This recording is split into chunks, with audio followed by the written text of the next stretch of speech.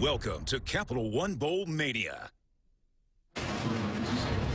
Welcome to Raymond James Stadium here in Tampa, and welcome to ESPN's coverage of the 2015 Outback Bowl, part of Capital One Bowl Mania. Happy New Year, and the fans are set for football here in Tampa. It's number 19 Auburn and number 18 Wisconsin. SEC meets Big Ten, and that's a theme here in Tampa. That's been a bowl theme so far. The SEC against the world. Hi again, everyone. I'm Bob Wischusen, alongside Matt Millen, and Quinn Kesnick will join us in just a moment. Barry Alvarez told his team, and he is on the sideline today, obviously, for Wisconsin. This is a game about attitude. Coming off the Big Ten championship game for Wisconsin, coming off the Iron Bowl for Auburn. Both teams disappointed with losses. Who wants to be here more? That's the question today. And who wants to win here more? And both teams getting drilled in those respective games. And then on top of it, coaching changes, hard coaching changes within the organization, and brings you down here, and it is attitude. And it's control what you can control. Your attitude is the biggest one. How you prepare, what you're going to study. All those things come into play, and we'll see if they pay dividends here in the game. And it is back to Camp Randall on Saturday afternoons for Barry Alvarez. Andrew Endicott will kick it deep. Corey Grant and Rudy Ford back for the Tigers on Wisconsin. War Eagle. It's the Outback Bowl here in Tampa. And Grant will take a knee. So we spent in our open plenty of time talking about Cameron Artis-Payne, and rightfully so. When you lead the SEC in rushing, you've had an amazing season. But what about the career now of Nick Marshall? He is number 6 in total offense in Auburn history, number 3 in total touchdowns, number 6 in touchdown passes, and this for a player that wasn't originally thought to be a quarterback. Two things with Nick Marshall. He surpassed anything anybody thought he could do, and he's gotten nothing but better over the course of 2 seasons. And here's the bigger piece. He's a bigger man than people think. This kid's 215 pounds, and he's got great speed. Very athletic. Talk about stacking the box as well. How about Wisconsin? Creeping 7 players right up near the line of scrimmage, and Ricardo Lewis starts with an end around and starts it well for Auburn as we take a look at today's impact players, brought to you by Chick-fil-A. Well, one of the things that you watch with Sammy Coates is his ability to break a defense. He's got great speed down the field, and that will be a factor in this game. And strong safety Mike Caputo is a guy who's got to be involved in this run game. They'll keep him around the line of scrimmage. Marshall brought down behind the line. So just like that, with Marcus Trotter making the stop, Wisconsin forces a 3rd down. Yeah, and so this is what they're going to have to be able to do. They're going to have to be aggressive up front, and they're going to have to play man on the outside, which, and when you're doing that, you're taking a chance with Sammy Coates, because he can get on top of any coverage. Well, Sammy Coates did not get the start with this Auburn group. We were told he was going to start the game. He was not out there with the ones when they were running through their 7-on-7 pregame, and he's not out there now. Cameron Artis-Payne didn't get there as well. He's about a half-yard shy. Warren Herring submarined Artis-Payne, so it looks like a 3-and-out for Auburn to start. That is a huge deal for Wisconsin. And I'll tell you where, in the confidence department. They're not very big up front. Herring's about the only guy who has any kind of size, which is kind of weird when you say a Herring has size.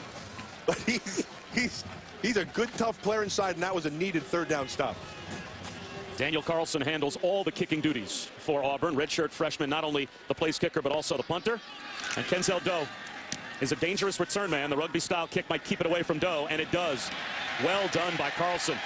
All the way down to the 11-yard line. So field position not working in Wisconsin's favor, as Joel Stavy, the redshirt junior, will take the field for the first time. Now, he does not put up nearly the prolific numbers that a Nick Marshall does, but he wins. He came on in relief of Tanner McAvoy against Northwestern through 3 interceptions. That was a loss for Wisconsin, but since then, he is 7-1 this year as a starter and 20-7 as a starter for his career. He's going to have to play his best game today. If I'm this Auburn defense, I stack the box, go man outside, and make Stavy be your left hand. Beat me left-handed.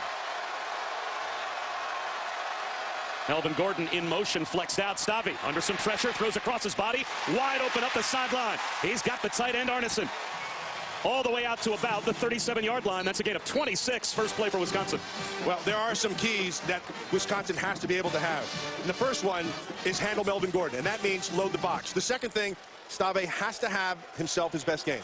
And that's a great start for Stavy, because so much of this game is about confidence and how you start, like we talked about in the open. Control what you can control. Attitude's the bigger piece. Our keys to the game brought to you by Franklin American Mortgage. And the first carry for Wisconsin brought to you by Melvin Gordon. And he stopped by Chris Frost after a gain of 2.5. And Matt, we knew, based on talking to the Wisconsin coaches yesterday, this first quarter is going to be on Joel Stavy as they go hurry up. And he's got all kinds of time. Swings one to Gordon behind him and a loss of a couple of yards. It'll be 3rd down and 10. Part of the confidence has to come from his offensive line. Now, the last time out, they were in a championship game and they got drilled. What happened was in the interior of that offensive line. You see Volts right here, the center. He's back, he's healthy. That means that's a big deal because with him out, it affected essentially 3 positions. Now they can take Llewellyn and put him back to guard, and then they're solid across the front. And in communication, it's a big deal, especially on 3rd downs for protection. Stavy bullets one to the sideline, and there's the flag. Alex Erickson, the leading receiver for Wisconsin, tied up with Jonathan Mincy, and it looks like it will be a first down for Wisconsin. Okay, so if you look at the matchup, Mincy, not a real fast guy. Auburn is a guy, I mean, Auburn's defense should have the advantage in terms of coverage. Defense, number 6, spot foul, automatic, first down. I misspoke. Erickson's not a real fast guy, so Mincy has the advantage there. He had the advantage really because he's holding him by the chest. Becomes a 13-yard penalty, puts the ball right at midfield. Alex Erickson, 51 catches this season. The rest of the active wide receivers today for Wisconsin had 37 catches combined. So Erickson is the go-to guy for Stavy, no question. A little jet sweep to Corey Clement. He's loose to the 30. Clement down to the 10-yard line and knocked out of bounds at the 5. They'll say he stepped out at the 7, 1st and goal Badgers. Clement had an advantage. He caught Auburn in man-to-man coverage. So what does that mean? Watch these 2 guys outside. They're going to stay with their coverage, and it widens the field. And then it makes them more blockable. Clement's able to take that lane to the inside because they secured the edge, and you're 1st and goal. Corey Clement is the roommate of Melvin Gordon and the heir apparent to Melvin Gordon. He should be the guy next year for Wisconsin. Well, you talk about loading the box. Look at this. Nobody moving out. And a rollout for Stavy. Has a connection into the end zone. Guess who? Corey Clement. Touchdown, Badgers.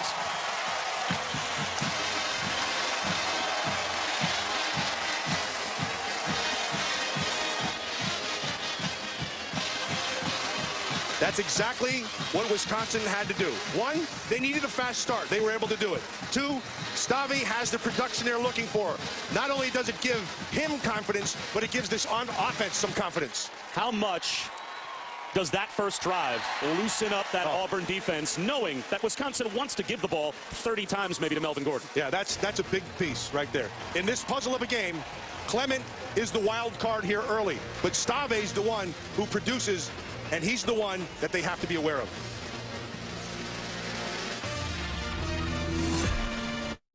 The 2015 Outback Bowl from Raymond James Stadium here in Tampa.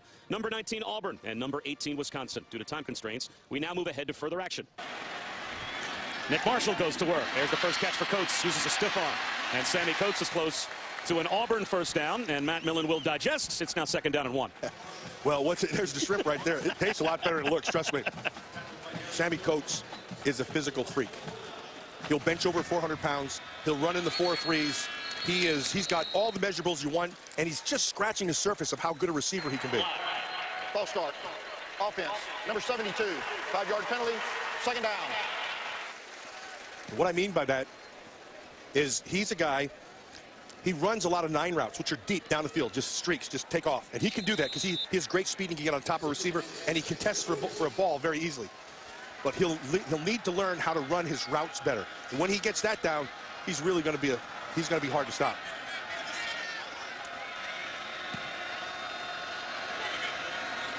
Five-man rush. Marshall over the middle. Low throw. Is it scooped up? Looks like Marcus Davis has a first down. And even more importantly, we have this. More importantly, you can hold it, show the people you can do that. I'm going to show you how it's eaten. Here goes Artis Payne. Dodging tacklers down to about the 33-yard line. And we're happy. Oh, that's all we need to say. We're very happy. Again, I think I'm on my own on this drive. This is outstanding. You got to try it. That's not all yours, by the way. This is as good as Cameron Payne. No, I get a couple of those also. Artis Payne. Close to another Auburn first down. Artis Payne got great toughness. Not the easiest road to get here to Auburn. He started out at Harrisburg High School. Didn't have the grades. Went to Milford to get a prep school. Then went out to California to a junior college. They found him as the top running back in junior college. And then for 2 years here, he's been nothing but getting better. His best days are ahead of him.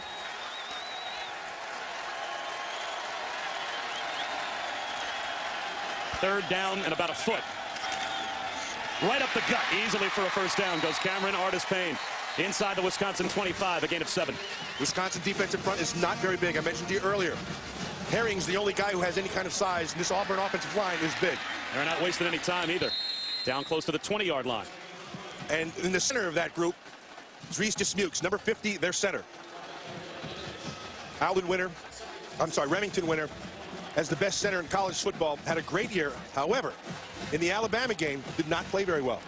And that hurt this offense. He needs to be playing at his high level, and it looks like he's off to a great start. Marshall to Bray. Fights his way down to about the 1-yard line. First and goal for Auburn. A gain of 20 as Quan Bray stopped at the 2. They go to their hurry up right away. Artis Payne into the end zone. War Eagle on the board. An extra point away from a tie. That's what they were looking for. And they did it on the legs of Artis Payne and Nick Marshall with some early throws. Once you soften up and get people off a little bit, Payne's able to take advantage with that size differential of this Auburn offensive line. 12 rushing touchdowns for Cameron Artis Payne. First team All-SEC. Caps an 8-play, 58-yard scoring drive. And we are tied at 7. You will never see this shrimp. Cameron Artis Payne. He was the workhorse on the drive, but it was Quan Bray that got the Tigers down to the 2-yard line. Artis Payne polishes it off, and we're tied at 7. ESPN, Cam Newton and the Panthers. They've won 4 straight. They host an 8-time Pro Bowler in Larry Fitzgerald and the Arizona Cardinals. It's win or go home for 2 NFC teams trying to prove they belong. The NFL playoffs, the wild card round. Cardinals, Panthers, Saturday at 4:20 Eastern on ESPN. And, of course, the 2010 Heisman winner, I would imagine, might be watching his old team play as we speak. Of course, Cam Newton had one of the all-time historical years for a college football quarterback back in 2010. Well, Cam is playing better because his team around him is playing better. Defensively, they're really starting to play really well.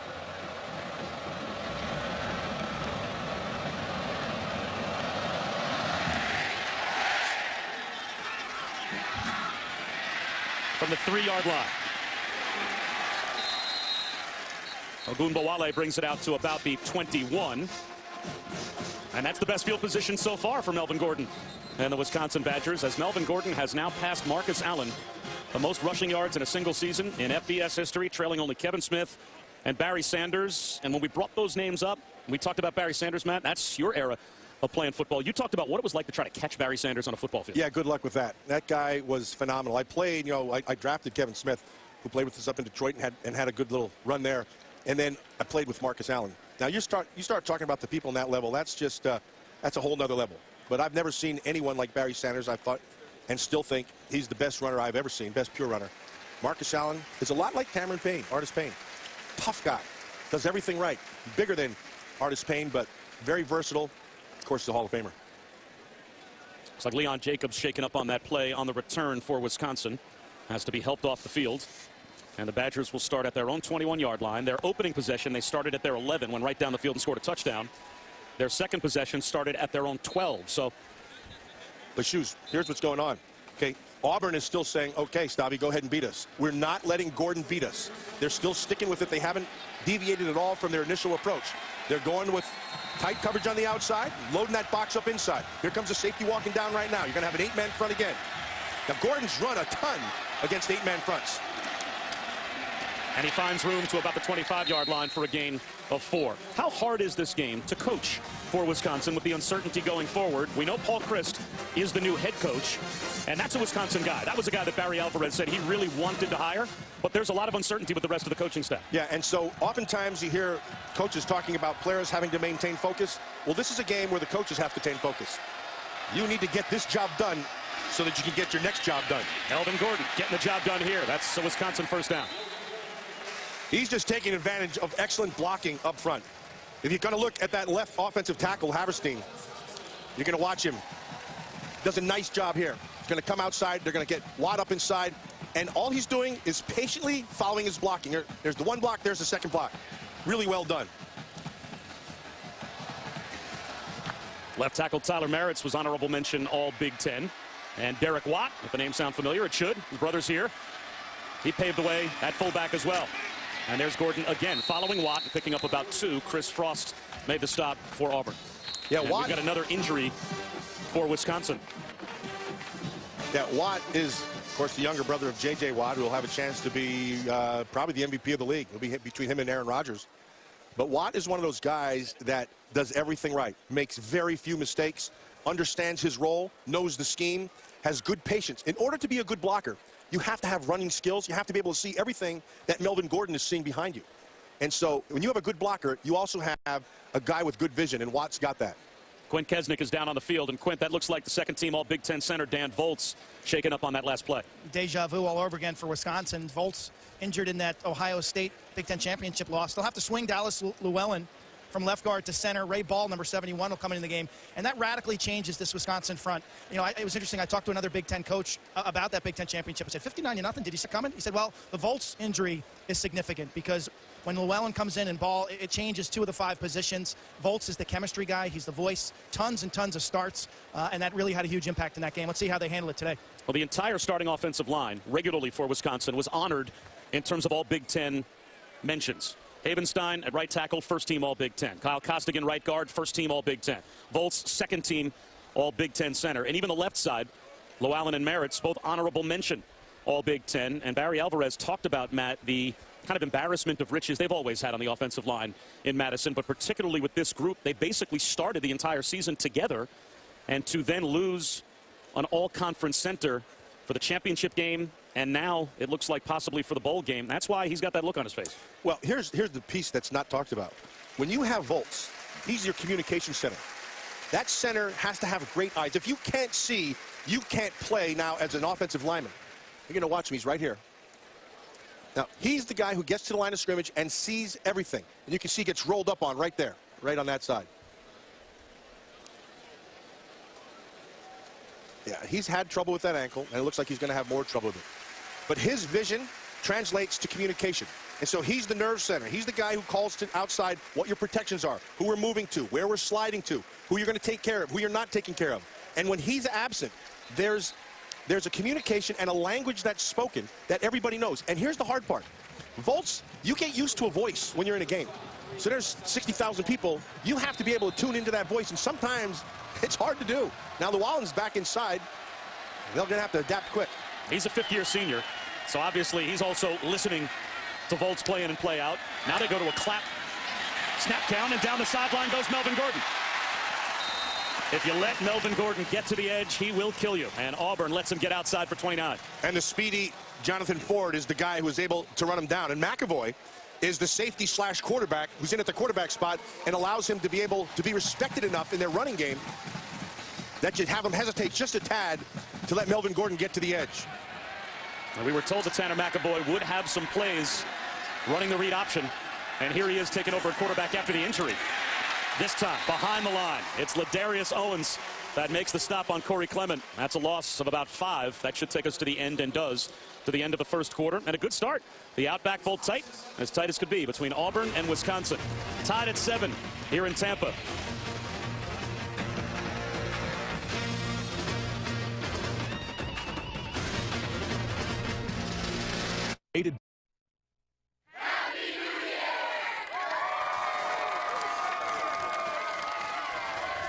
And happy and a healthy new year from all of us to all of you as well. The cheerleaders over on Clearwater Beach, part of the Outback Bowl experience for everyone from Auburn and Wisconsin. It's a great spot to come for a bowl game, and we had a very good first quarter. Bob Wischusen, Matt Millen, Quint Kesnick here at Raymond James Stadium, home of the Bucks. Second down and long to start the second quarter for Wisconsin. Stabby back in at quarterback, and he gives to Gordon, using the stiff arm and muscles his way inside the 35. So it will be third down and long, third down and about 8 coming for Wisconsin.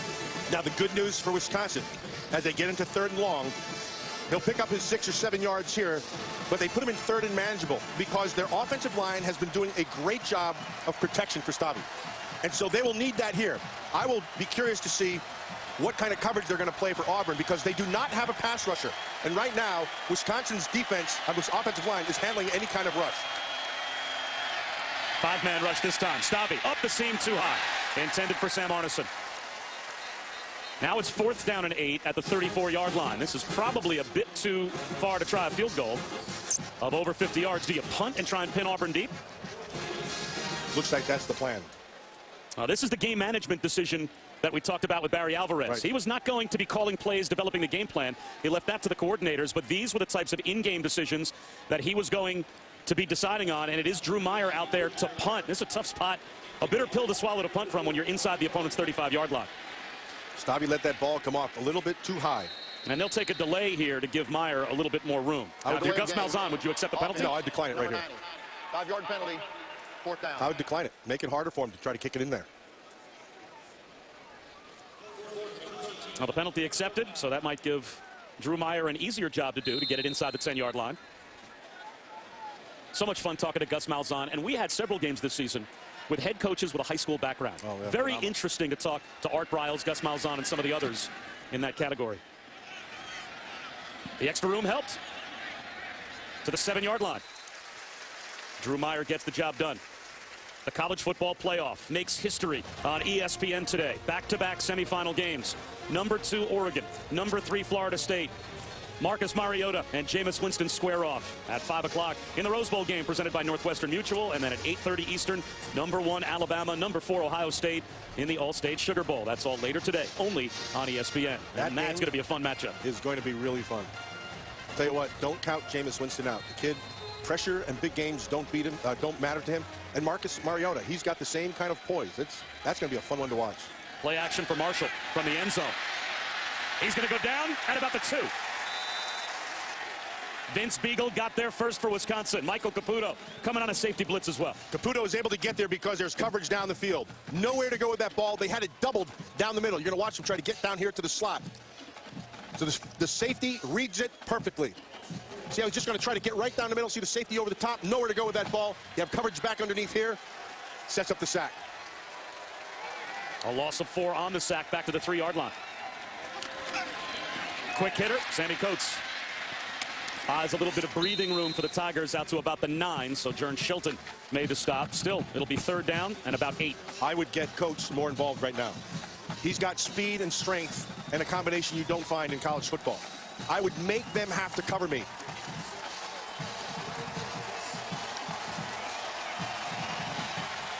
Third down and a long 7. Auburn 2 for 4 so far. Okay, safety's in the middle of the field. Coates all by himself on the outside. Now they put a safety over the top of him. Marshall trying to avoid a sack, somehow keeps his balance and almost threw an interception. Darius Hillary might have scored if he caught that airmailed ball from Nick Marshall. I am really surprised that Wisconsin is getting the pressure that they're getting. They're giving you a lot of movement. That's what they do. They're not very big. So they're giving you a lot of movement with blitzes, and they're getting home. And part of it is because they do have, Schobert should have made that play. I mean, you got to find a way to get them on the ground. But they're having good coverage outside. They're doubling Coates, and everybody else is doing their job. That's a big series for them. How about the strength of Nick Marshall? The fight through the sack, and now Kenzel Doe slips and falls. Still great field position for Wisconsin. And that decision by Barry Alvarez to punt in plus territory pays off. Yep. The ladies. Quint Kesnick is downstairs. Q. Both coaches spoke to us this week about the importance of attitude and focus. And so far this game, there's a huge contrast in emotion on this Wisconsin sideline, cheering every play. I mean, every single stop, every tackle, every yard gained is a big deal. Far side, Auburn sideline, I can't say the same. They seem a little flat right now. Great field position for Wisconsin. And that's the first completion for Joel Stabby in his last 4 attempts, but only about a yard on the hitch to Alex Erickson. Trevon Reed came up and immediately made the tackle for Auburn. Yeah, well done by Reed, but Jordan Frederick missed the block. Normally, they're pretty good outside getting blocks down the field. And that's, they do the little things well, this Wisconsin team. That's just well done there, making a miss and making the play.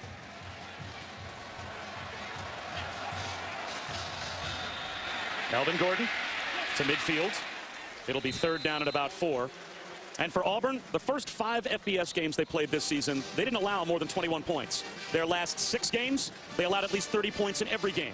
Out, Ellis Johnson is the defensive coordinator. In comes Will Muschamp. And Gus Malzahn told us he feels like he's got the best defensive coach in football taking over next year. Yeah, the funny thing was you're saying, how much is he going to be involved? And he said, well, he's just going to, he'll be in the booth. He won't really be doing much. And I said, that'll take about 5 minutes. No one will. He can't help himself. 3rd down and 3. Melvin Gordon right up the gut. That's a 1st down. Chris Frost made the tackle, but not before.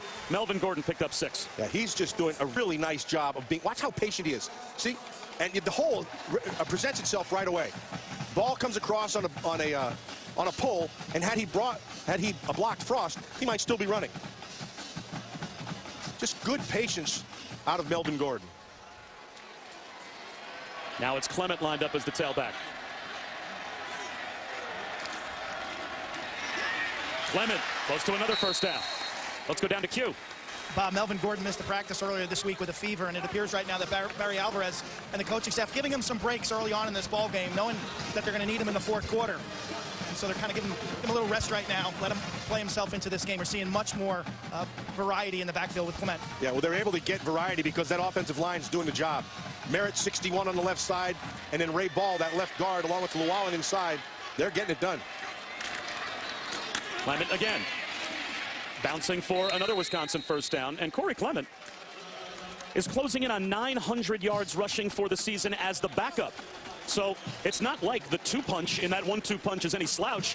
He'll be the guy next season, and he already has shown that he can put up tremendous numbers closing in on a 900-yard season. You know, we talked to Andy Ludwig, their offensive coordinator, and that's the first thing he talked. We talked about Melvin Gordon, but he said, hey, you just keep an eye on Clement. This kid's every bit as good a runner that we have on this team, which is high praise. Play action for Stavi. There it is. It's tipped. Nice job in the flat by Derek Moncrief to get his hands on a pass that would have found its way to a wide-open Kenzel Doe. Yeah, that's on Stavi. You've got to be able, you have a throwing lane, you get your eyes up right away. He's open now. By waiting just that little bit, it allows the defender to be able to get back underneath, and Moncrief gets his hand on the ball. Tanner McAvoy now back in at quarterback on 2nd down and 10 as Stavi comes to the sideline.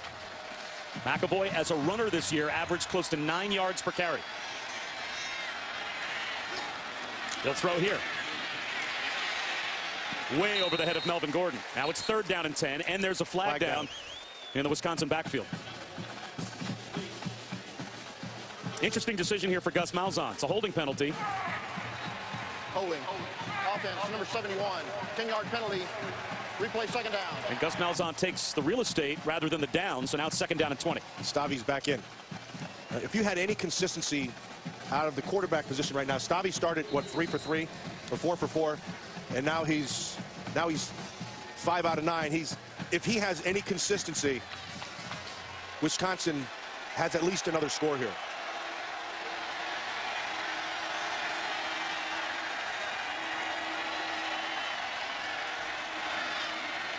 Melvin Gordon caught behind the line, extends the play, and loses more real estate because of it.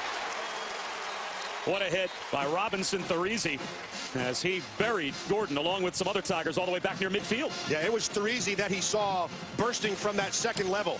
Thurisi's 27. He's going to come off the left side of your screen after he makes the turn. And he is full bore. and it's because of that play is made, because Gordon had a chance to bounce that thing. 3rd down and 25 with Gordon on the sideline. As Wisconsin will just try and, you'd think, get in field goal range here if they could on this play. You don't try to get it all, just get back underneath. Stavi avoids a sack, throws one over the middle, that's intercepted. Travon Reed with his 3rd pick of the season.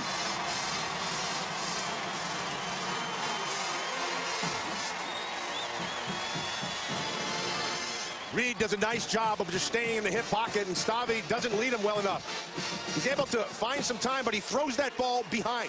This should have been a completion. Ball's thrown behind. Reed makes the pick. Said going into this thing, Auburn knew. They said, look, we're not letting Gordon get going. Make the quarterback beat you. That's what they said all week long, and that's what they're sticking to. Corey Grant. Maybe a yard.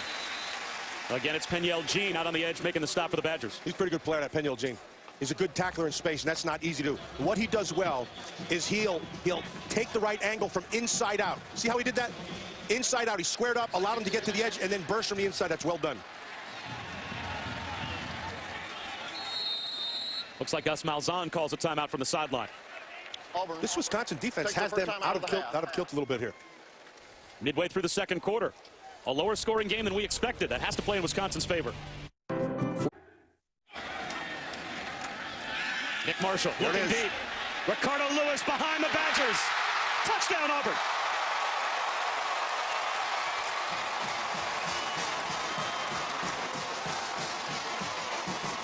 Shelton let him get on top of him.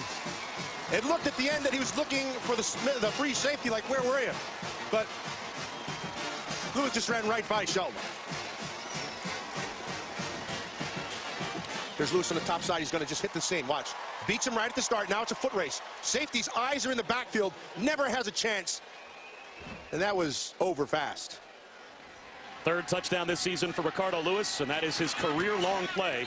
66-yard touchdown. And Auburn on top by a score with 8 minutes to go before halftime. So the difference so far with 8 minutes to go in the second quarter is the play of the quarterback. It's exactly what both coaching staffs said it would be. And so you have to, they knew you're going to run the football. And Gordon's had moderate success, and they're stacking the box against him.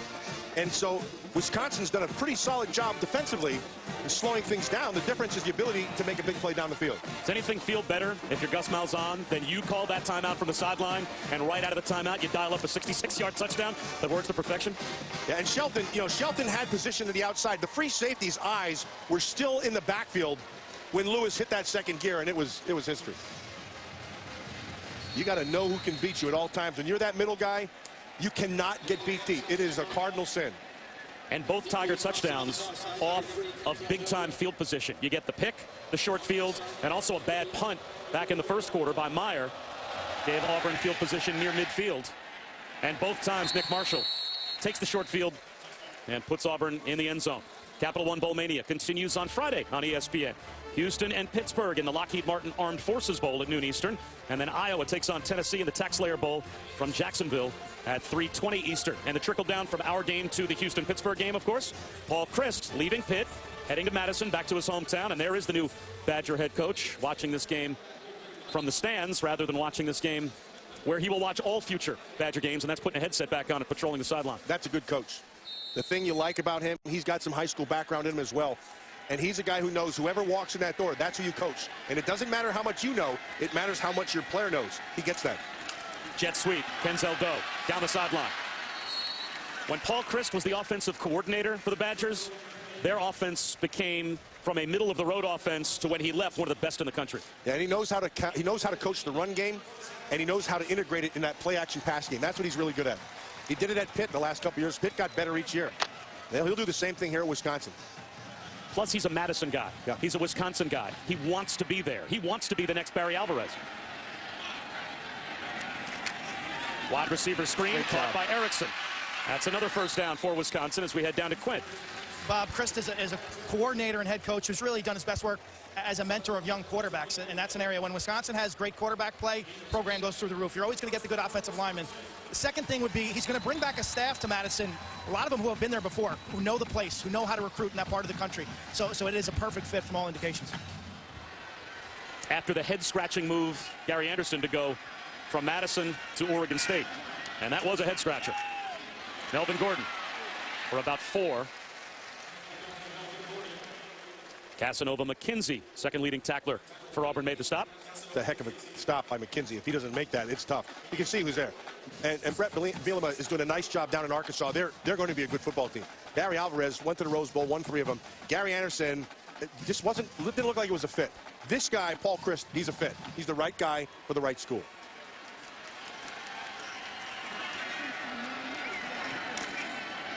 Gordon makes a man miss in the backfield and is about 1.5 yards shy of a Wisconsin first down.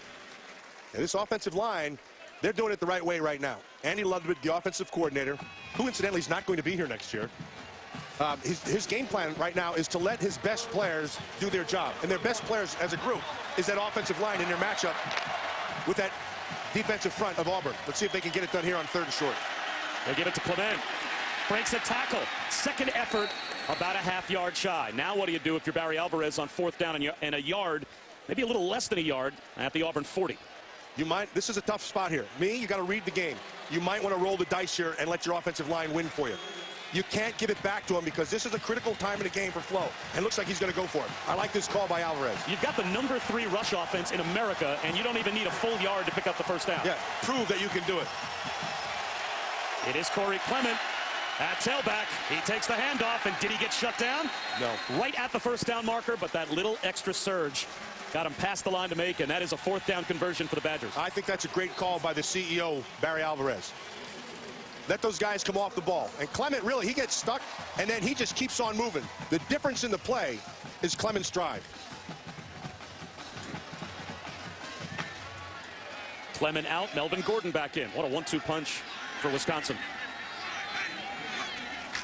Play action for Staubbe. To the sideline, sliding with a first down catch is Erickson, out of bounds at the Auburn 21 in front of Jonathan Mincy. Nice 17-yard gain.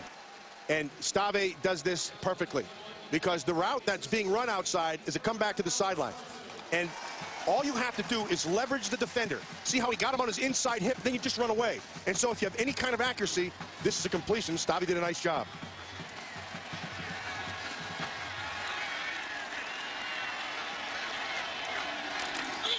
Melvin Gordon. Hit by Chris Frost right at the line of scrimmage. So the 9th play of the drive brings up 2nd down and 10 with 4 minutes to go in the half. You know, Casanova, McKenzie, and Chris Frost, the 2 linebackers, number 8 and number 17, those guys have made a lot of tackles this year. And if you're going, and they're aggressive. And so one of the areas that you'd like to do if you're going to play against those 2 inside is play action. Because they are so aggressive, you want them to bite up inside and need to try to get one of those tight ends in behind them. I haven't seen that here yet. Play clock down to 5. Staubbe. Tipped ball down to the 5-yard line. That's an interception. The 21st this season for Auburn. Jermaine Whitehead off the carom has it fall right into his hands at the 5-yard line. Erickson should have had that pass. It was in his hands. It would have been a tough catch, but a catch you have to make. 5 interceptions on the season now for Jermaine Whitehead. No team in the SEC picked off more balls this year than Auburn, and they now have 2 here in the first half. Guys, we all have a reason to pick at the 5-yard line. Yeah, here's Whitehead back here. This is good discipline on the front end. Frost is going to drop the middle. They're going to have 1 low, 1 high. So here's how you attack it. You get to the seam and you hold him. You leverage this player. This is the right read and the right throw. And right there, he screwed it up by not catching it. He hit him in the hands, and it was the wrong place apparently.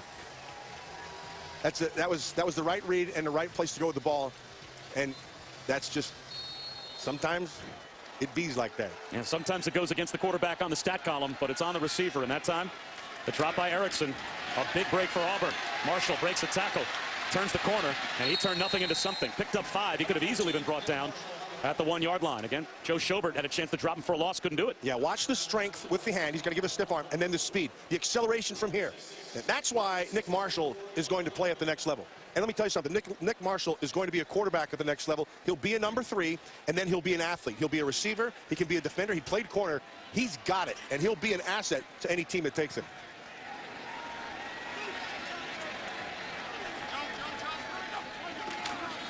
Cameron Artis-Payne grinds out a first down. He's been quiet here in the first half. That's only his 8th carry for 32 yards. Yeah, but if I'm Auburn right now calling the plays, I'm Gus Malzahn or Rhett Lashley. That's what I'm going to do. I'm running the football and I'm establishing that. Let him get moving. To the 20-yard line goes Artis-Payne. Shoes, one of the things when you watch this Auburn team, they have some really strong tendencies. You can get them by formation and by field position and down and distance, and they show up strong. Like, we just watched 4 games and we could see them. If we broke them down, they would jump off the page. So knowing what they're doing is an asset if you're playing them, if you have the team who's able to recall that. And that was one of the things that Dave Aranda, the defensive coordinator for Wisconsin, thought that was one of the things that they could do. You can see them, they're identifying things right away. Marshall floats one to the sideline, and that is well defended by Caputo. That Caputo, he's been all over the place. He's very active as a safety. He comes down fast. And by that I mean when he reads the run, he's at the line of scrimmage very fast. But he also has pass skills, coverage skills, and none better than what you saw right there. Looked like Frank Kaminsky guarding the rim. 3rd down and 8, 1:52 to go in the half. Here comes the Wisconsin blitz. Marshall is able to beat the blitz, but Quan Bray drops the football. Yeah. So both quarterbacks with a big drop, drastically affecting how the rest of this half could play out. Yeah, this is Nick Marshall. This ball's exactly where it's supposed to be. They come out of a stack, and so it's defined quickly. You see the first guy takes his man outside. That leaves you one-on-one in space. Sheldon wasn't able to get there. He was leveraged. The ball was there. Incomplete. So Joel Staubbe and Nick Marshall both should have had big completions in this last sequence, both victimized by drops. Carlson, pretty good punt. Kenzel Doe returnable from the 40. Oh! Robinson Therese, an impact play now on special teams. 1:40 to go in the half. He has a habit of running into people, doesn't he? I like how Miller likes that. I do. That's great.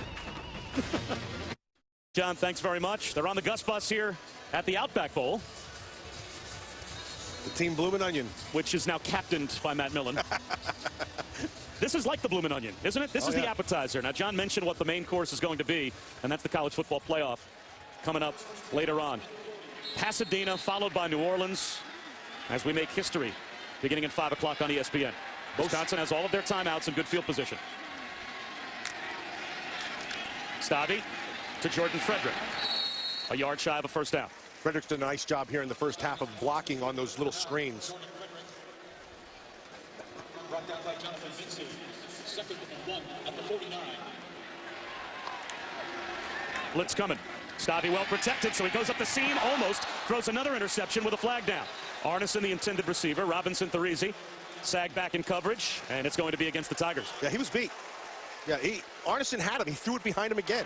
It's a second throw like that. Defense, number 27. 10-yard penalty from the previous spot. Automatic first down. Therese doesn't like the call. Arneson had him leveraged. By that I mean you get him to his side. See how he has him to the right? He had him on his shoulders, but that ball is thrown completely behind him. Quick slant, a little too low for Kenzel Doe. That should have been caught. Kenzel Doe's only 5'8", so you really have to throw it low for Kenzel Doe not to be able to scoop it up. You had to throw it low for Kenzel Doe. Keep going with that. I'm running out of this. Second down and 10. And Wisconsin, remember, won the toss and deferred. So they'll start the third quarter with the football. They have a chance to string together back-to-back possessions here. But they're across the 50-yard line again. Both of the interceptions thrown by Stavi have been in plus territory. He's got a nice matchup on the safety with Arneson. Five-man rush. Stavi rolls right into the pressure. Somehow keeps the play alive and eventually goes down. It was Gabe Wright that was all over Stavi. And now Stavi is flat on his back after the hit. The clock winding down as well. This is about coverage. There's time to be able to throw. And now Wright comes off that edge, beats Castigan. That was good coverage down the field. And a mistake here, I think, by Gus Malzahn, maybe not calling a timeout. Agree with you. Down to 30 seconds to go in the half, and this is obviously the decision from the Wisconsin sideline to play for halftime. They've let the clock wind down as far as they can. And off to Gordon. He gets to midfield.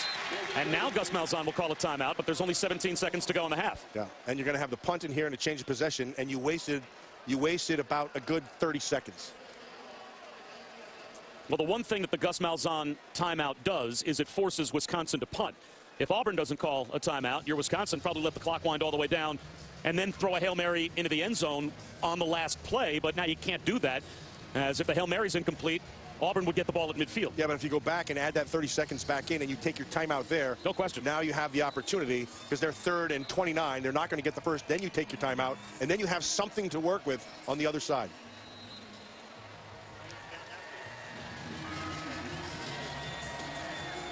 A more competitive first half than a lot of people thought it would be.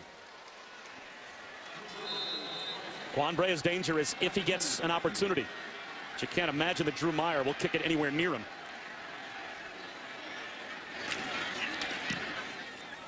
Then again, maybe not.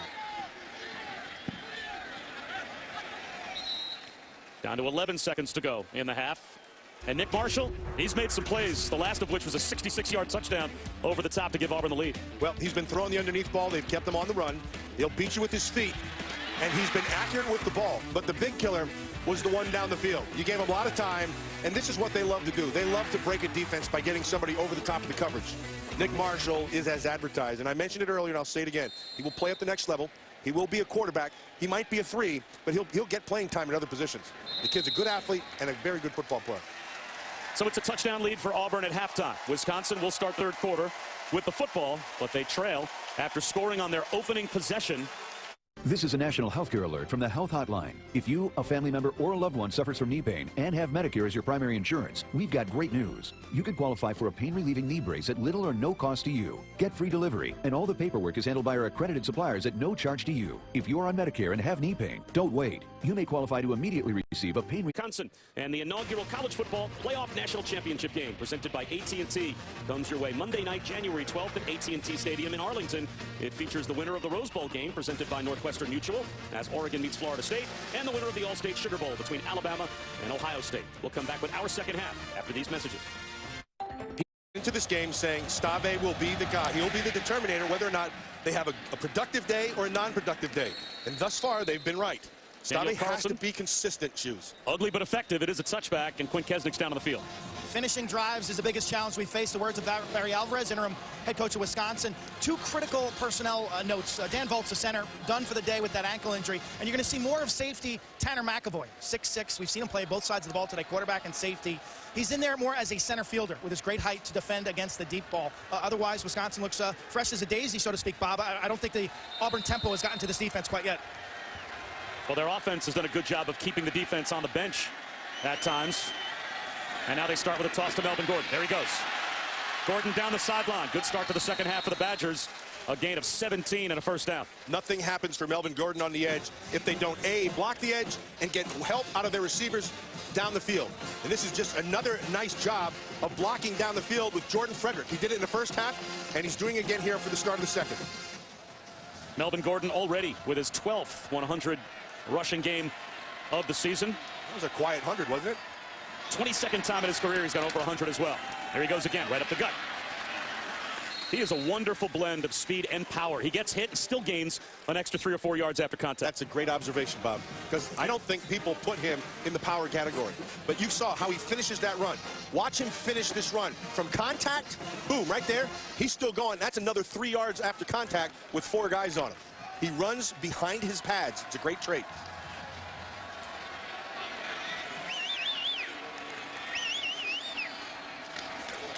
Gordon again. First down, Wisconsin. So now you start to wonder, for this Wisconsin offense, can they do what Barry Alvarez talked to Quinn Kesnick about? Twice in the first half, they got to plus territory and turned it over. Another time, they were inside the 35-yard line and punted. It's about finishing drives and putting points on the board. They've been in plus territory a lot to only have 7 points up. Well, right now, with Llewellyn in at the center spot and Ray Ball at that left guard spot, you know, they already went through this one time. They look like they're on all cylinders right here. End around. George Rushing gets to the edge. That's another Wisconsin first down inside the Auburn 30. Very well blocked on the interior and on the edge. Another good job of blocking down the field by the receivers.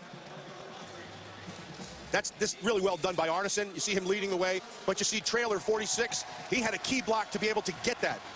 Here's Arneson clearing the way. That's just good blocking down the field. Good team football.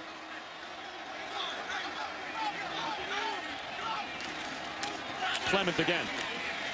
Grinds out about 4 more. It seemingly looks like there's nothing there. And now you've heard me speak about runners' patience. Okay, some guys have it in spades. Clement's got it. Melvin Gordon has it. And so from the end zone, look, the inclination is to hurry up and get to Watt, okay? But the good runners slow themselves down and allow the blockers to complete their blocks. Not just get into them, but finish them. And that gives you that extra push. 6 straight runs to start off the second half for Wisconsin. And Melvin Gordon makes it a touchdown on run number 6. It's that patience again. There it is. Allow your guys to do the job. And once you see the crack, your ability to accelerate. That's what Melvin Gordon brings that few can. See the patience, slow down. Now see the crack, hit it. That is really well done.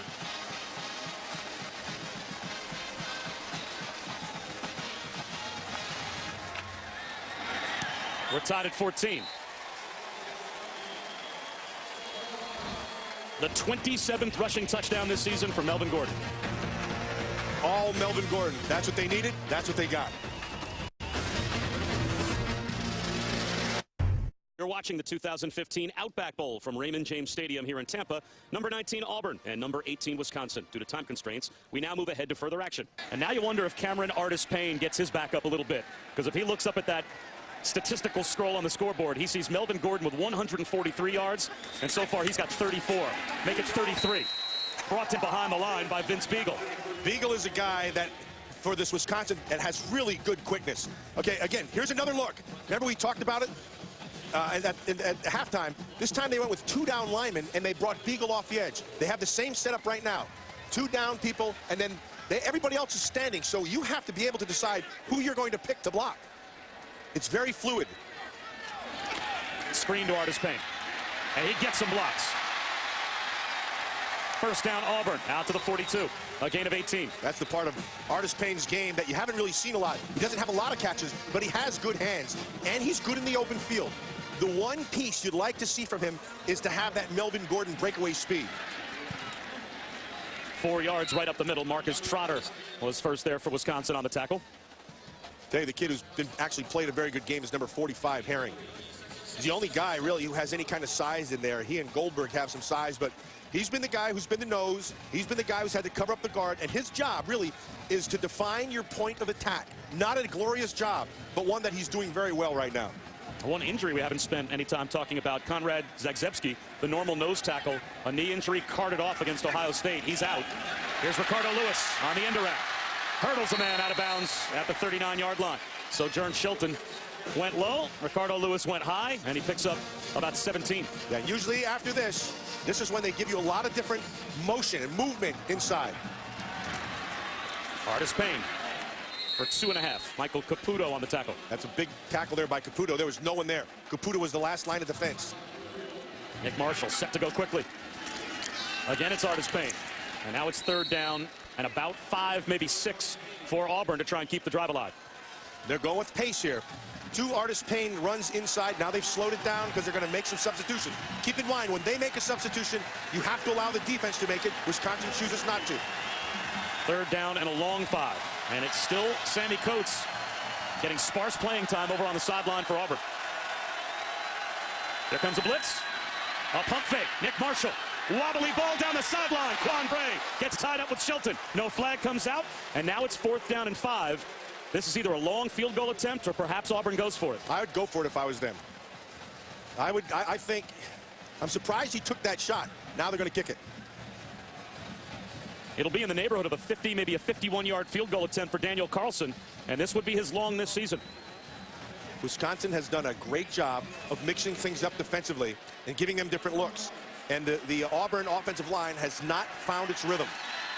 Looked like Wisconsin's guarding against a possible fake. This from 51. It's got the leg. Good. Daniel Carlson's previous long was 46.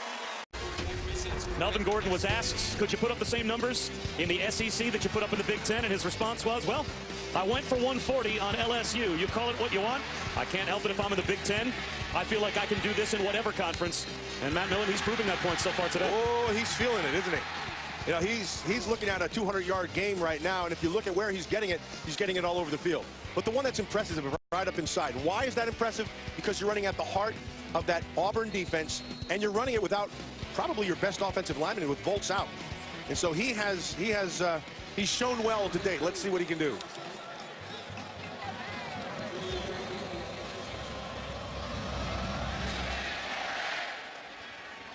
No chance for Kenzel Doe on the return. And the NFL playoffs start on ESPN. And it starts Saturday at 4:20 Eastern. Cam Newton and the NFC South champion Panthers have won 4 in a row. Now they host Larry Fitzgerald and the Cardinals. It's now win or go home for 2 NFC teams trying to prove they belong. The NFL playoffs wild card round. Cardinals, Panthers, Saturday at 4:20 Eastern on ESPN. You know, both those teams, they're kind of mojo's going in different ways.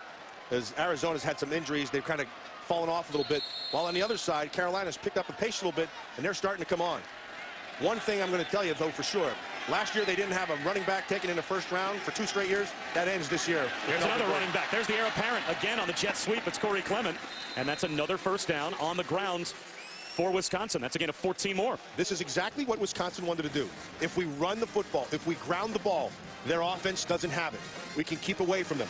And that's what they've been doing. And this, whatever adjustment they made here in the second half, whether it was just a kick in the rear end to pick it up because you know you can do it, both these running backs are running extremely well, which is a credit to this team blocking. Their roommates, Clement and Gordon, combining for 213 yards so far. Wide receiver screen with a flag down. A gain of 7. It looked as if it may have been Auburn in the neutral zone at the snap. I'll have to check the penalty. I think you're right. Offside. Defense, number 50, in the neutral zone at the snap. 5-yard penalty from the previous spot. Replay first down.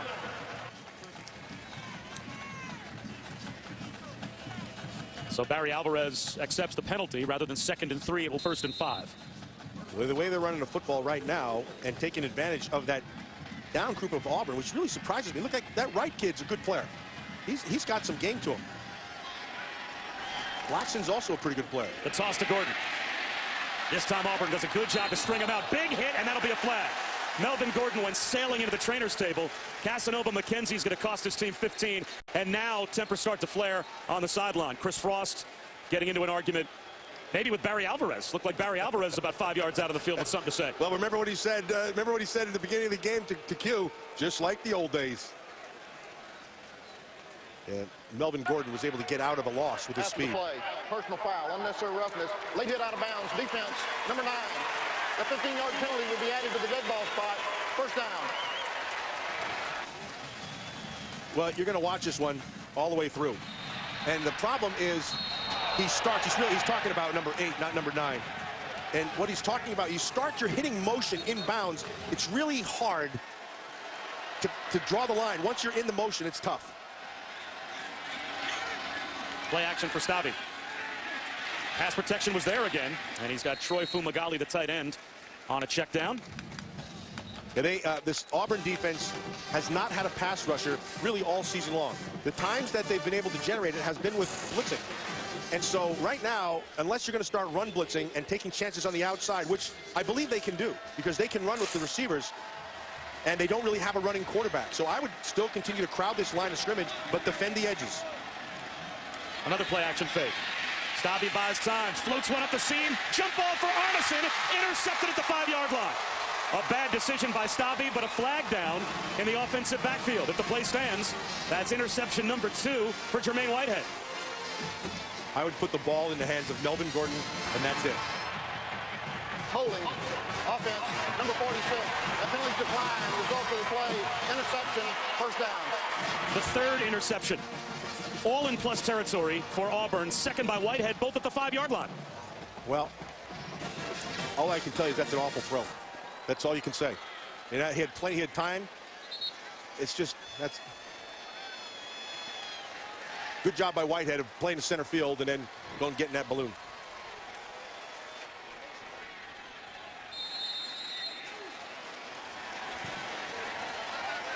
I'm not sure if we'd like to read the cartoon balloon coming out of the head of Barry Alvarez as he looked displeased. Nick Marshall back to work from his goal line.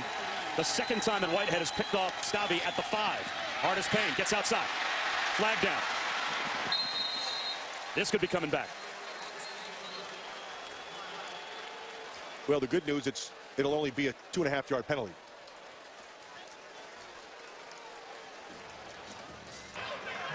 Personal foul, face mask, offense, number 72.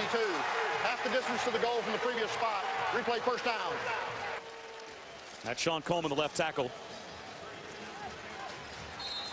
And you hate to bring it up when Coleman commits a penalty, but he is one of the best stories, not just in this game, but in college football. Absolutely. He is a leukemia survivor.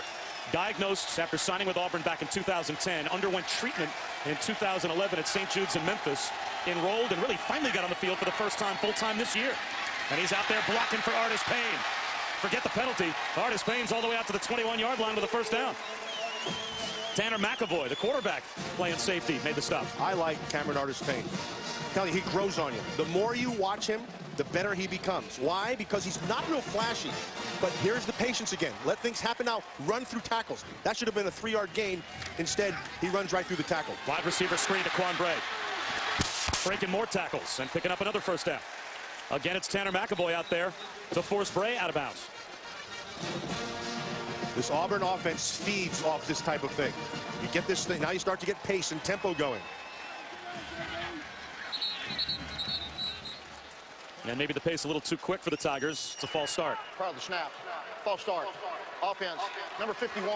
5-yard penalty, first down. Shoes, see what happened? So Wisconsin lined up in a 34 front, and right before they went quickly, they shifted, and that made Auburn jump.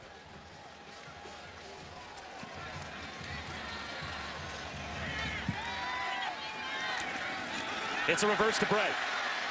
But Wisconsin was waiting. It's only a pickup of about 6. It'll be second down and close to 10. And let's go down to Quint. The pace has not been to Coach Gus Malzahn's liking. He'd like to see it go faster, especially when they start having success. This is a team that gets in rhythm, and look out when they start, clicking on first down and getting chunk yardage on first down. Right here, they had to make a sub, so they got to go slow. Yeah, and they beat themselves, Q.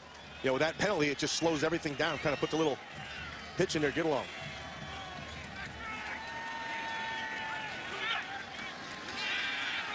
Marshall, well protected. Now the pocket starts to break down, and he escapes.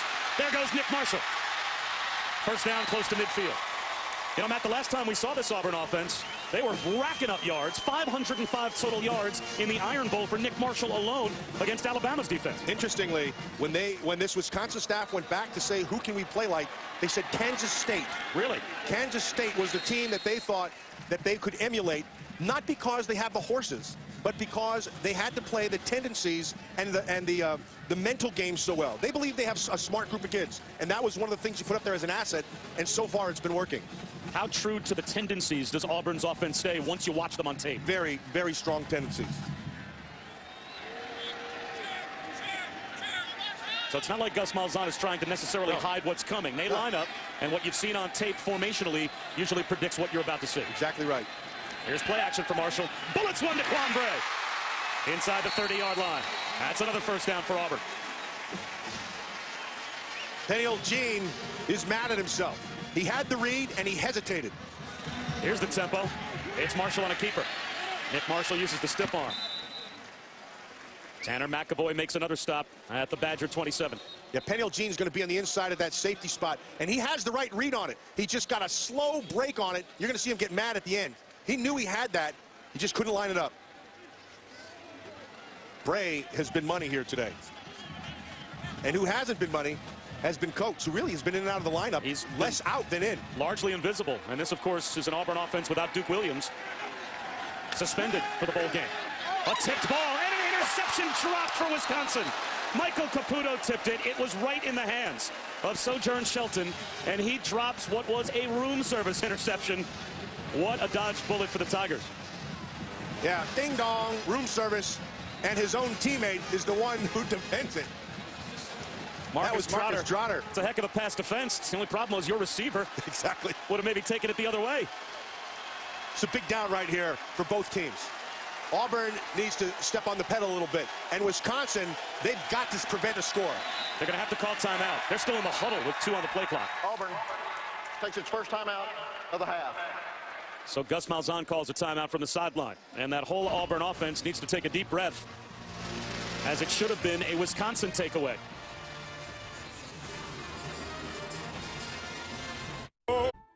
You're watching the 2015 Outback Bowl from Raymond James Stadium here in Tampa. Number 19 Auburn and number 18 Wisconsin. Due to time constraints, we now move ahead to further action. There's Gordon. Dragged backwards after a gain of 9. You know, I saw a number of scouts here today, and every one of them said the same thing. They said, boy, this 25 is pretty good, isn't he? And they've already done their homework. They know where they have them. A lot of times now you're seeing GMs and other guys, they want to see him in person. They want to see, because there's a difference between taping and watching a guy live. You see the size, you see his quickness, you see all that thing, all those things, and it just kind of makes it come alive for you.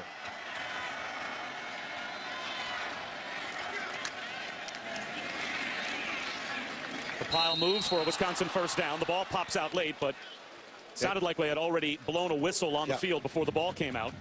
Yeah, you see the far official had already started motioning and stuck his head. Progress was stopped prior to the ball coming out. Third down. No, first down. He was beyond the line to gain, so that is a first down for Wisconsin. First down. Yeah, you're going to see it. He's already down. This official, right on the top of your screen as he was walking in, had already blown it.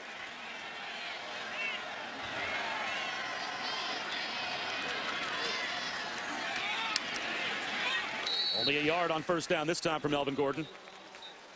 Good job up front by Trey Williams, true freshman from Mobile, who came in to make the tackle. Yeah, and very aggressive by Trey Williams. And so, you know, I don't want to kill the guy, but right now, if Stave had any confidence right now, you would go play action. Now is the time. They are streaming to the ball inside. Look how tight they are to the line of scrimmage. Play action this thing. Instead, it's a handoff to Clement. Drives for about 3 more yards. Casanova McKenzie on the stop for the Tigers. So this brings up a big third down. 3rd and 5 as we're inside of 2 minutes to go in the third quarter. Yeah, Big Ray Ball, the guard, number 71, he got up in kind of a lot of pain. And he's holding that left shoulder, left arm. But he's just sucking it up and he's going right back in. Big third down here.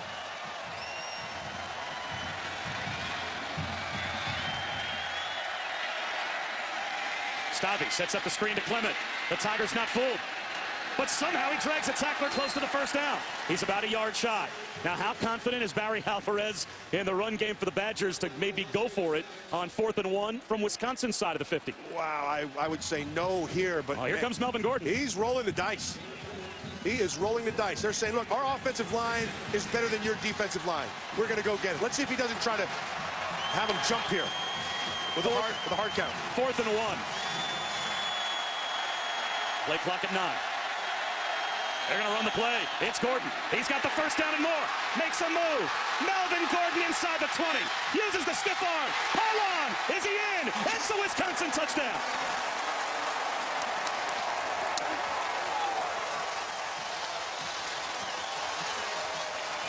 I guess Barry Alvarez was feeling pretty good about his running back, Gordon, who told us yesterday he's the best running back Wisconsin's ever had.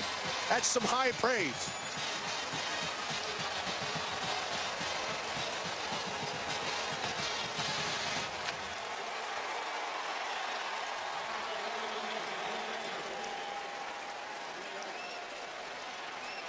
They're checking to see if he's in all the way in the replay. The ruling on the field was touchdown. The previous play is under further review. That's Mike DeFee, our referee, out of the Big 12. So they're going to go to the replay booth to see if indeed Melvin Gordon got inside the pylon or if he stepped out inside the 5. Either way, it's a huge play for Wisconsin as they go for it on 4th and 1. And the ruling on the field is Melvin Gordon took it to the house. Oh, you see what he did to Whitehead, man? He froze him. He froze him and then got away from it. We'll have to get right down in the bottom. Oh, he stepped right on the pylon. That's going to be 6.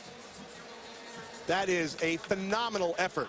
You saw, again, the runner's patience to start, and then vision, and then watch him finish. He refuses to quit. Whitehead's trying to push him. His foot, it comes down on the goal line, and then the other one hits the pylon. Hey, this is a good job by these 2 officials right here. Watch this official. His eyes are right there where it's supposed to be. The other official is trailing, and his eyes are on the bottom. After further review, the ruling on the field is confirmed. Yeah. Touchdown. That was great officiating. Good mechanics, the way it's supposed to be. And they didn't signal right away. They checked with each other, each one saying, yes, mine was good, yes, mine was good, and then they gave the signal. So Wisconsin now has the team record for most rushing yards ever in the Outback Bowl. In 1995, the Badgers, and then in 1998, Michigan, both ran for 278 yards in the Outback Bowl. We're not officially through 3 quarters yet, and Wisconsin has run for 299 yards. This is a national healthcare alert from the Health Hotline. If you You're watching the 2015 Outback Bowl from Raymond James Stadium here in Tampa. Number 19, Auburn, and number 18, Wisconsin. Due to time constraints, we now move ahead to further action. 8th play of the drive, Marshall to throw. First pass of this drive, and it's a tunnel screen to Melvin Ray. That's diagnosed pretty quickly. Warren Herring actually sagged back off the defensive line and helped on the tackle with Derek Landish. And now a 3rd down right on the doorstep of the red zone for Auburn. Okay, and so this is where the feet of Nick Marshall come into play. Lots of times right in here, they'll give you a 2- or 3-man route, and Nick Marshall's feet beat you. Wisconsin brings a blitz. Pump fake by Marshall. He's looking end zone. He's got a receiver. He's got a touchdown. C.J. Uzoma, his 3rd touchdown of the season. And the Tigers have the lead back. That was a great throw. Great throw from the pocket by Nick Marshall. A very accurate, small window. Hillary has the coverage, and Uzoma is just going to slide up. It's almost, you're going to see them down around that right sideline. Look at the coverage. It's right there. Uzoma just goes out and gets it. What a great throw as well, as he is getting hit right on the waist. You know, you don't realize how strong Nick Marshall is until you see him play in person. He's only 210 pounds, but boy, it's 210 pounds of muscle. I think he's an excellent player. I think you'll see him. He's going to be a quarterback in the National Football League. He may not be the starter, but he'll be on the roster, and he will contribute.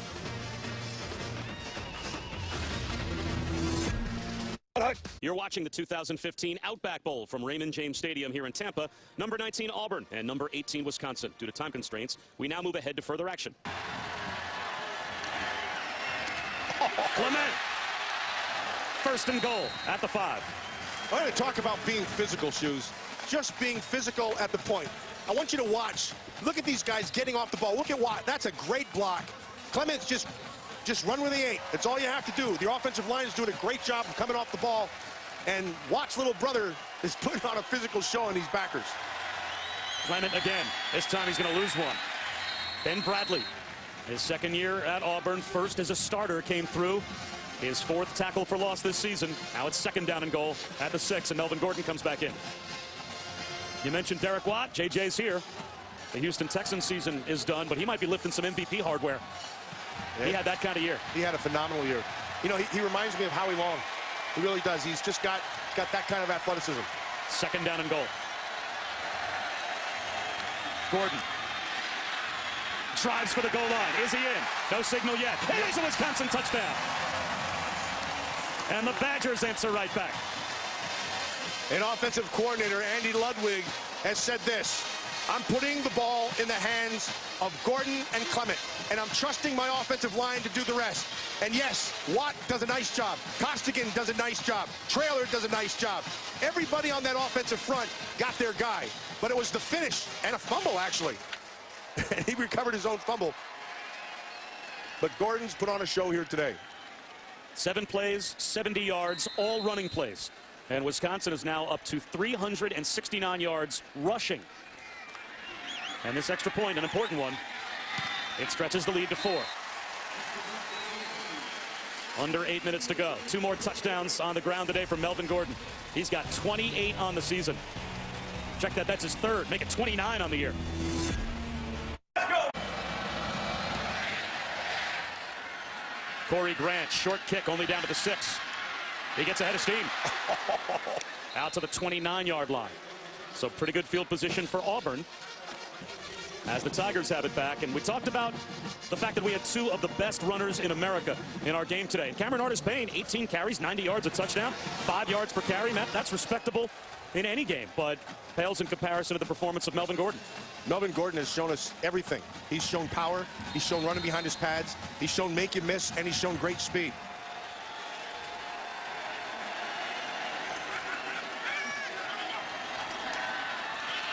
Artis-Payne finds room on 1st down, caught from behind, dragged down by Arthur Goldberg. It's a gain of 6, though. You know, every time they get into a different formation, you'll watch this Wisconsin defense, and they're calling out what the formation is and what the tendencies are. Watch them, now they'll adjust. That was a blitz, so they didn't.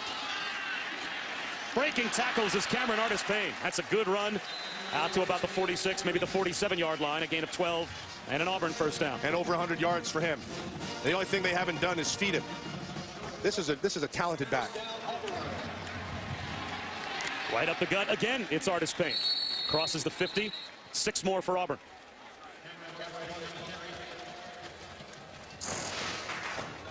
Artis-Payne, I love how complete he is. I love the fact that you ask him to block on protections, and he's stout as stout can be. You ask him to carry the ball inside or outside, he can do it. He catches it as well. Just a good all-around player. His 9th 100 rushing yard game this season. Marshall, strong throw. Sammy Coates has been quiet, but he picks up a 1st down here. They have 3 guys, actually more, but 3 main guys who can make plays. Coates, for whatever reason, has been in and out all game long. He is a big-time playmaker. Artis-Payne's another one. And Nick Marshall can do the same thing with his arm and with his feet. 3rd catch for Coates for only 24 yards, and he's back on the sideline. Trying to turn the corners, Ricardo Lewis cuts it back. Spinning off Badgers down to the 25-yard line for 15 more. What happened to the defense we saw from both of these groups in the 1st half? I was just going to say, if you're a defensive aficionado, close your eyes. But if you love offense, this is the game to watch.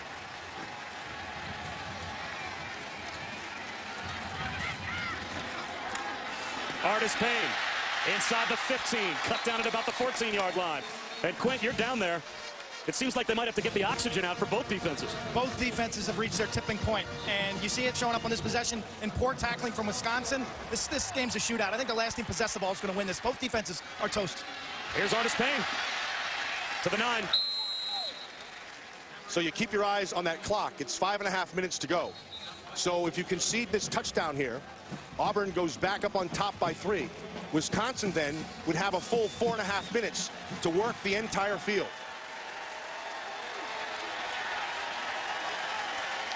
Maybe more. Quan Bray was a little late coming into the huddle, as now Auburn will try and get set with less than 10 to get the play off. Corey Grant, about 1.5 yards shy of the first down. So under 4:45 to go, and it's 3rd down inside the 10. And so, Shoes, here's what matters. So you've bent the whole time as a defense. This is the only play that matters for you right now. You have to stop them here and force them to go for it on 4th down to see if they make a decision. This is a huge play defensively. If you're Wisconsin, let's see if they don't bring some pressure. They're in man. Flags down. Going to be on the offense. Well, this changes things in a big way. False start. Offense. Number 71. 5-yard penalty. 3rd down. Down by 4. A field goal doesn't give you the lead. Makes it a 1-point game. On 3rd down at about 2.5 to 3, you might think it's 4th-down territory. Right. Now what has to happen on this 3rd down, where if it's 4th and what, would you go for it? Well, that's going to be a tough call. But now, see the difference. Last time they were bunched in, now everything's spread out. They're trying to get defenders out of the box as much as possible. They're sitting in a zone. See the motion, nobody moves. It's a draw. And Artis Payne brought down all the way back to the 15. Now it's 4th down and about 11. And now you're almost compelled to kick the field goal, even though it won't give you the lead. Maybe you use your timeouts. Maybe Gus Malzahn feels like with 3.5 minutes to go, his defense can't get a stop. Do you go for it?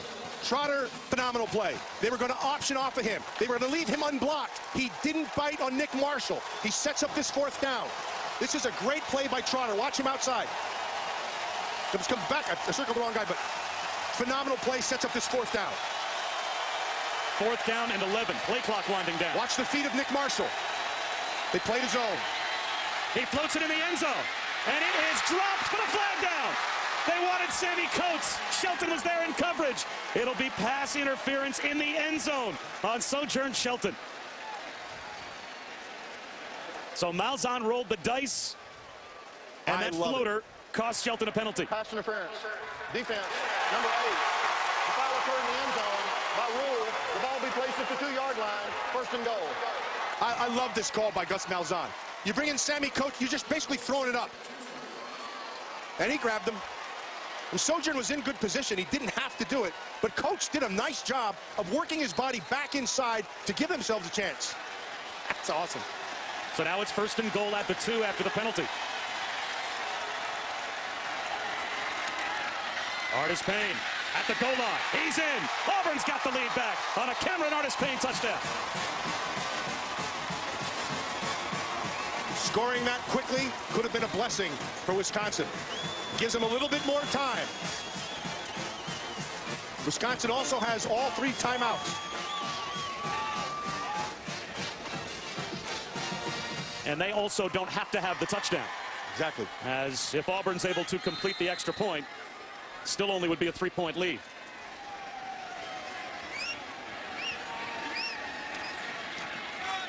So the penalty in the end zone on Sojourn Shelton sets up Auburn at the 2. 1 play later, Cameron Artis Payne goes over from 2 yards out. What an Outback Bowl. 2:55 to go here in Tampa. Tuesday. Watching the 2015 Outback Bowl from Raymond James Stadium here in Tampa. Number 19 Auburn and number 18 Wisconsin. Due to time constraints, we now move ahead to further action. Now you're going to use Stave, but I'm dumping it. Nothing down the field, just small underneath throws. It's a 1st down. Out of bounds at the 11-yard line goes Kenzel Doe. So now with 24 seconds, you are in a position where you can take some shots at the end zone before settling for the field goal. And you're still far enough away at 11 yards with the pass rush. You'll have about 15 yards before the end zone. And so you can work the back of the end zone to get your secondary back, and you can still throw it back underneath to a tight end or a crossing route. And Melvin Gordon's back on the field. Offset in a passing formation. Here comes the blitz. Stave into the end zone. Does a flag come out? No. Alex Erickson got tied up with Thurese. And Wisconsin doesn't get the benefit of the call in their end zone. Certainly not the benefit that Auburn got at the other end of the field that set up their go-ahead touchdown. This is where Wisconsin does not have great speed. Okay, and you can use speed down here in crossing routes. But Threezy, that's great coverage, and that's a great non-call. You can use speed in the red zone with crossing routes. They don't really have anybody who can run except for Gordon. See if you don't throw my little wheel down here. Play clock at 3. Incomplete, intended for Kenzel Doe. Again, Threezy was there in coverage. Now it's 3rd down, and now you're down with 15 seconds, Matt, to the point.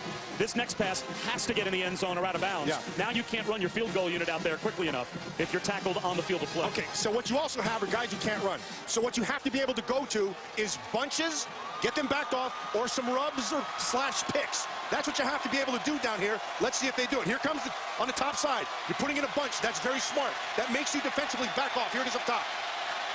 Here comes the blitz. Stavi, look at end zone, incomplete. And a smart throw by Stavi. It was. He threw it over the head of Erickson and made sure that if Erickson didn't make a play on the ball, you don't sacrifice the field goal attempt. And now the freshman, Rafael Gaglianone, will come on to see if we may be headed to overtime. So he had the one-on-one on the backside. Doesn't have the speed to be able to pull it off. It was actually good coverage, but a smart move by Stavi. 29 yards away.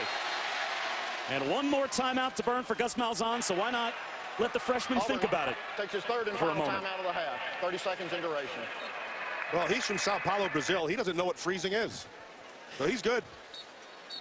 He made 12 in a row coming into today. His long this season was back in week 1 against LSU from 51 yards away. So he was 2nd in the Big Ten in field goal percentage during the season at 85%. And he has not missed from inside of 30, 7 for 7. So all the numbers are there for Gaglianone, but none of them have carried the pressure of this game. Yeah, and the other thing is you're down pretty close, but you're on a hash. And keep in mind that the college hashes are wider, so it's a pretty good angle from here. Drew Meyer, the punter, will hold. Right down the middle. He kicked touchdown. Remember Darryl Upemian? Remember when he first came into the league and he said, I kicked touchdown.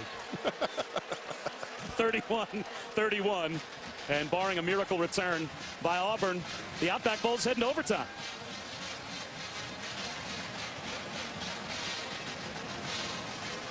Keep in mind, there was one missed kick in this game. And it was from Auburn. They missed the field goal after hitting a big, long one. He missed a 45-yarder. Of course, 3 turnovers by Wisconsin, all in plus territory, and 2 interceptions thrown by Joel Stavi down to the 5-yard line. So both of these teams have had chances to score more and have had points taken off the board. And we are now tied at 31, heading to potentially overtime. Although I seem to remember a football game last season where there was a long return. Wasn't there a return last year that Auburn was involved in? Yeah, it was replayed bad. A couple of times. It was kind of very Iron Bowl-ish. Now, if I'm Wisconsin, I'm driving this ball on the ground through and make somebody have to handle it in the middle, because with 7 seconds left, I don't want to see another Iron Bowl. I don't see Chris Davis back there. It is Corey Grant, the return man to the left. Has brought several back. It's a short kick. Pooch down to about the 12, but a chance for Grant. And no kick 6 here. And we are headed to overtime at the Outback Bowl. So a terrific game between Auburn and Wisconsin will continue after we check in with Chris Cotter. Now you can get 30 gigs of data on 2 to 10 lines starting at $160 a month. High formation with Gordon dotting the I.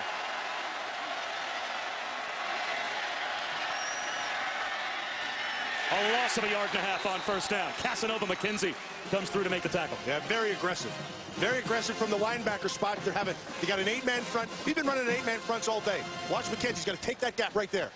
At that linebacker, as soon as it opens, boom, he's hitting it. That's well done.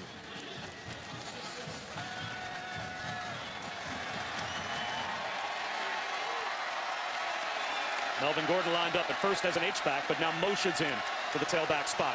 Same thing. Look at that. Look at this. This is all stacked up front here. Some misdirection, and Melvin Gordon. Not a ton on second down. Chris Frost was there to trip him up after a gain of about 3, so now it's 3rd down and 8. So you have those 8- and 9-man fronts. How do you run at it? Well, you have to run to the side that has the fewer numbers, number 1, or 2. You start one way and come back the other way. That's why we've been seeing those jet sweeps to the edge so much.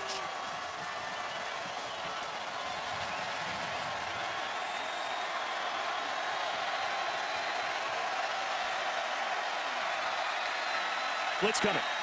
Stavi up the seam. It's a first down catch inside the 10, down to about the 9-yard line. Troy Fumagalli was able to wall off a defender and make the reception. You said it right. Watch Fumagalli use his body to the inside. That's exactly what you have to do. You have pressure coming from inside. There's no one in the middle. Fumagalli knows get the defender outside and make that throw easier for Stavi, and Stavi was right on the money. Well done. Huge third down conversion for Wisconsin, so it's first and goal.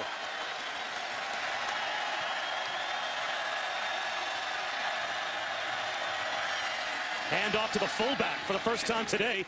Derek Watt gets his hands on the football and picks up 2. Derek Watt's played a great game here today. He has been the battering ram all game long. He's been picking people up inside out, and he's allowed both those runners to be able to have big games, Gordon and Clement.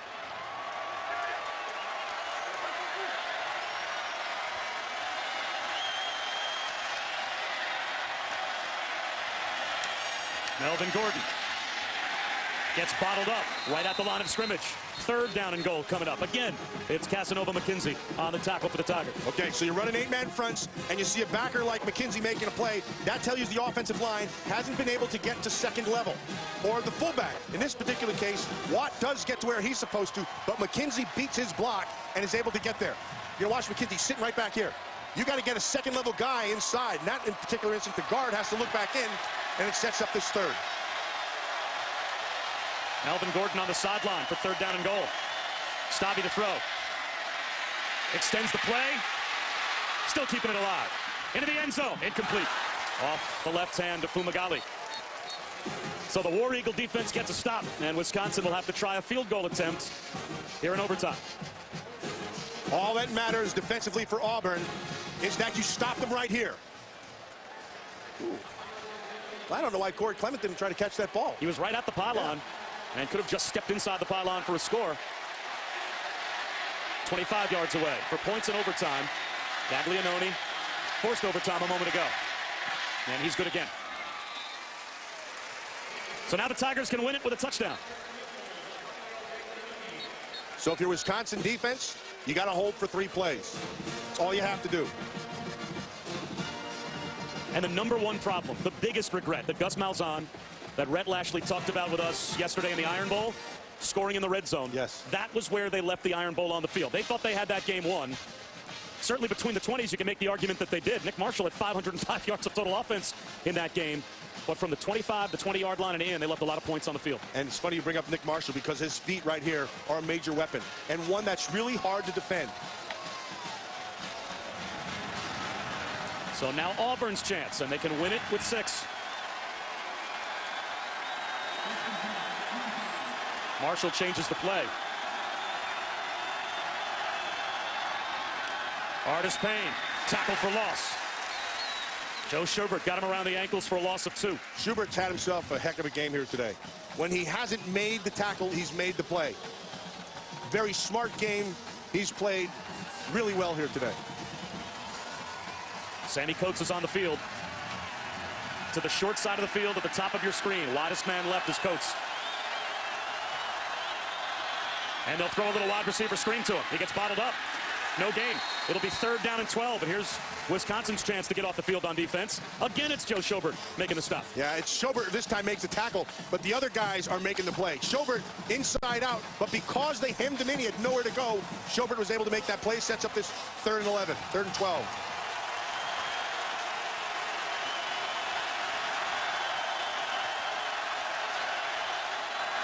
It might be a double pass. He can throw it. It's a throwback to Nick Marshall. And Wisconsin not fooled. So Gus Malzahn dialed up the trick play. Joe Schobert, part of the group that stayed home. And now Auburn will try a field goal. That is a great, watch Schobert on the top side. He sees it right away. He's going to throw this ball backwards. Now watch Schobert. He feels it. He just knows he's got to get out there. Doesn't know where. But what a great heads-up play to set up this field goal try. Barry Alvarez wants to ice the kicker. So see how you like the cold room. I think by now he's learned his kicker's name. Pretty sure. Seconds in duration. Daniel Carlson's 1 for 2. He made a long one, but earlier on in the second half, this from 44 yards away just pushed it outside the right upright. That from the right hash. This kick will be from the left hash from almost the exact same distance. This will be about a 45-yard attempt. somebody in the stands right here from Wisconsin is giving him the ooga booga right now. I can feel it. Is that what you call it? Yeah, you get the old ooga booga. It worked many times.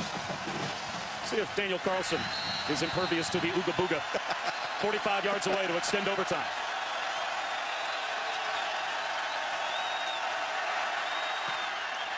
Will it bend inside the upright? It does not! It hits the upright! And Wisconsin wins the Outback Bowl in overtime. The ooga booga gets you every time.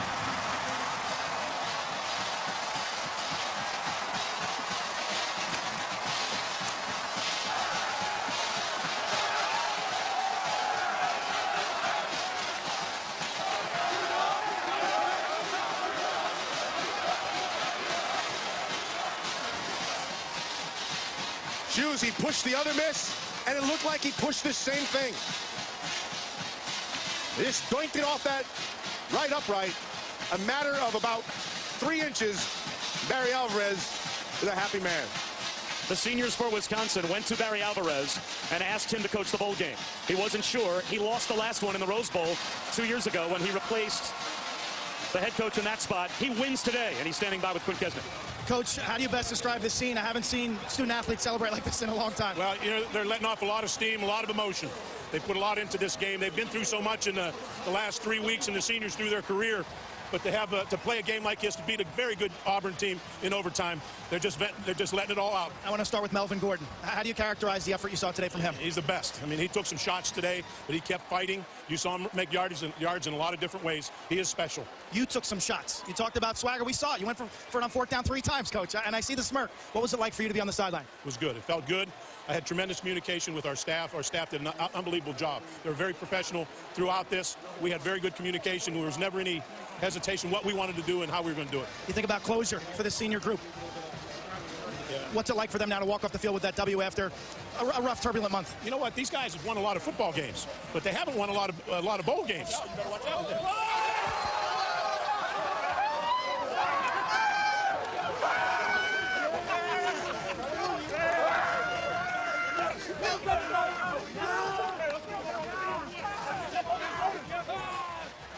Expertly done by Quinn Kesnick. He delayed that interview just long enough, almost as if the senior players from Wisconsin said, ask the coach just enough questions for us to get over and drench him with the Gatorade. That's exactly what happened.